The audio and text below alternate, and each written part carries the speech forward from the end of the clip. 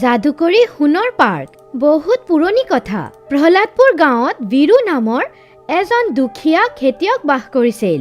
তাৰ সৰু পৰিয়াল আছিল। সি নিজৰ স্ত্ৰী শান্তি আৰু দুটা ল'ৰা-ছোৱালী লক্ষণ আৰু লালিৰ লগত বহুত কষ্টেৰে জীৱন কটাই আছিল। কেতিয়াবা যদি বেছি বৰষুণ হৈ যায় তেনেহলে ফচল বেয়া হৈ যায়।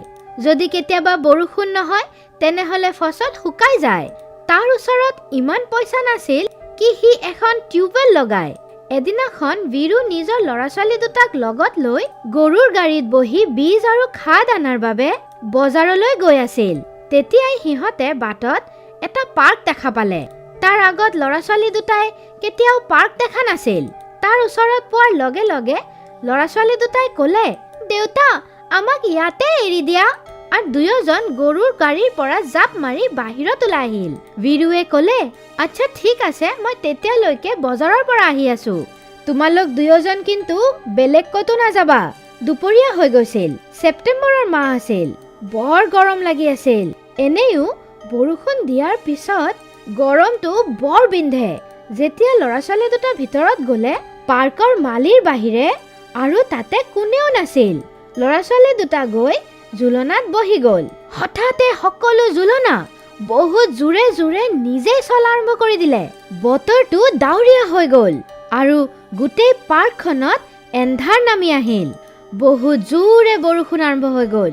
লালি আৰু লক্ষণ এজোপা গছৰ তলত থিয় হৈ থৰ থৰকে কঁপি আছিল।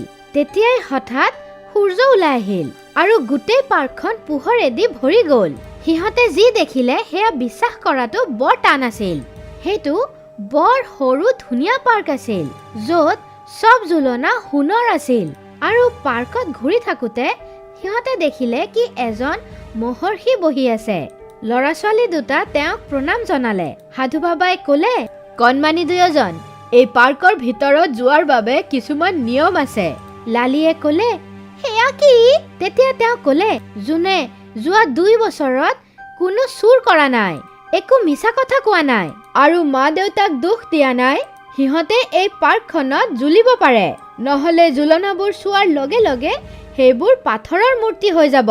সিহঁতে দেখিলে কি তাতে বহুত মানুহৰ পাথৰৰ মূৰ্তিও আছিল। লক্ষণে লালিক ক'লে, কিন্তু এনেকুৱাতো কোনো নহ'ব যোনে কেতিয়াও মিছা কথা কোৱা নাই, মা-দেউতাক দুখ দিয়া নাই আৰু চুৰ কৰা নাই। সেইবাবে ভাল হ'ব কি আমি এই পাৰ্কটোত যোৱাৰ লোভটোৱে এৰি দিওঁ। সোনকালে ব'লা, দেউতা আমাৰ বাট চাই আছে চাগে। লালি আৰু লক্ষণ মনে মনে বাহিৰত আহি দেউতাৰ বাবে ৰৈ থাকিল। যেতিয়া অলপ দেৰি পিছত দেউতা আহি গ'ল, সিহঁত দুজন আহি গৰুৰ গাড়ীত বহি গ'ল। ঘৰত অহাৰ পিছত যেতিয়া সিহঁতে কথাবোৰ চব দেউতাক ক'লে, তেওঁ হাঁহি উঠিল আৰু ক'লে, আৰে এনেকুৱা একো নহয়। কিন্তু ল'ৰা-ছোৱালী দুটাৰ মনৰ পৰা সেই পাৰ্কখন ওলোৱাই নাছিল। যেতিয়া ৰাতি খাই লোৱাৰ পিছত দুয়োজন শুবলৈ আহিল, লক্ষণে লালিক ক'লে, লালি, মোৰতো সেই পাৰ্কখনত জুলনা জ্বলিবলৈ বৰ মন গৈ আছে। তুমি কি ভাবি আছা? দাদা, মোৰো। কিমান ধুনীয়া আছিল সেই পাৰ্কখন। ব'লা, আজিৰ পৰা আমি প্ৰতিজ্ঞা কৰো কি আমি কেতিয়াও চুৰ নকৰো আৰু যিমানে কষ্ট কৰিব নহওক কিয় আমি মিছা কথাও নকওঁ আৰু মা-দেউতাক দুখো নিদিওঁ। ল'ৰা-ছোৱালী দুটা নিজৰ প্ৰতিজ্ঞাৰ কথা কাকো নক'লে। 2 বছৰলৈকে দুয়োজন পুৰা চেষ্টা কৰি কোনো মিছা কথাও কোৱা নাই আৰু চুৰো কৰা নাই। গাঁৱৰ সকলো ল'ৰা-ছোৱালী বাগানৰ পৰা আম চুৰ কৰি লৈ আহে। খেতিৰ পৰা কুঁহিয়াৰ আৰু ভুট্টা চুৰ কৰি আনে। কিন্তু সিহঁতে কেতিয়াও এনেকুৱা কৰা নাই। কিমান বাৰ এনেকুৱাও হৈছে কি সিহঁতক সঁচা কথা কোৱাৰ বাবে বহুত গালিও খাব লাগিছে আৰু মাৰো পৰিছে।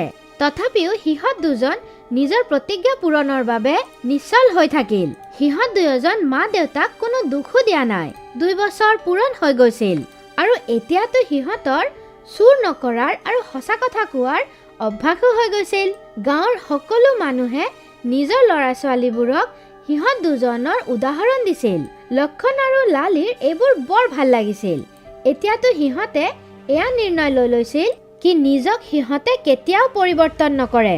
এবাৰ ঠাণ্ডাৰ বতৰত বীৰুক বজাৰত নিজৰ ধান বিক্ৰী কৰিবলৈ যাব লগা আছিল আৰু তাৰ স্ত্ৰী শান্তিক ডক্টৰৰ তাৰে পৰা ঔষধ আনিব লগা আছিল। সি ক'লে ল'ৰা ছোৱালী দুটা ঘৰত অকলেই থাকি যাব, সিহঁতকো লগত লৈ যাওঁ। লালি তোমাৰ লগত ডক্টৰৰ ওচৰত গুচি যাব আৰু লক্ষণ মোৰ লগত বজাৰলৈ। তাৰপিছত উভতি অহাৰ সময়ত আমি একেলগে আহি যাম। লক্ষণে ক'লে হয় হয় দেউতা, আমাকো লৈ বলক, আমাক সেই পাৰ্কটোতে এৰি দিবা। আমাৰ সেই সোণৰ পাৰ্কটোত ফুৰাৰ বৰ মন, আমি তালৈ যাব বিচাৰো। বীৰুৱে ক'লে তাতে গৈ কি কৰিবা? ঠিক আছে, যাব বিচাৰা যেতিয়া ব'লা। সকলোৱে গৰু গাড়ীত বহি ৰাওনা হ'ল। ল'ৰা ছোৱালী দুটাক পাৰ্কত এৰি বীৰু আৰু শান্তি গুচি গ'ল। ল'ৰা ছোৱালী দুটা যেতিয়া সেই পাৰ্কটোত সোমালে, সেই ঠাইটোতে গুচি গ'ল য'ত সিহঁতে সোণৰ পাৰ্ক দেখিছিল। সিহঁত দুজন দেখিলে তাতে সন্মুখতে সেই তেজস্বী সাধু বাবা বহি আছিল। ল'ৰা ছোৱালী দুটাক দেখাৰ লগে লগে তেওঁৰ মুখত হাঁহি বিৰিঙি উঠিল। ল'ৰা ছোৱালী দুয়োজন তেওঁৰ ভৰিত পৰি তেওঁক সেৱা কৰিলে। সাধু বাবাই সিহঁতক আশীৰ্বাদ জনালে আৰু ক'লে আজিলৈকে এই পাৰ্কখনত প্ৰৱেশ কৰাৰ বাবে কোনো ল'ৰা ছোৱালীয়ে ইমান পৰিশ্ৰম কৰা নাই চাগে, যিমান তোমালোক দুয়োজনে কৰিছা।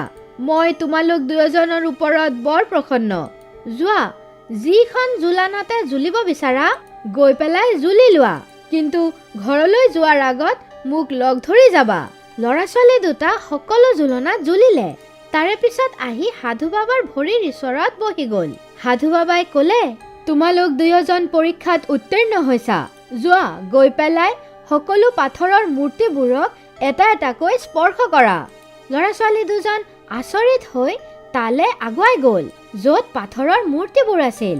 সিহঁতে যেতিয়াই মূৰ্তিবোৰক চুলে সেইবোৰ চব মানুহ হৈ গ'ল আৰু সাধু বাবাৰ ওচৰত আহি তেওঁৰ ভৰিত পৰি গ'ল। সাধু বাবাই ক'লে আপোনালোকক এই কণমানি ল'ৰা ছোৱালী দুটাৰ পৰা শিক্ষা ল'ব লাগে। সিহঁতৰ বাবে আপোনালোকে জীৱন ঘূৰাই পাইছে।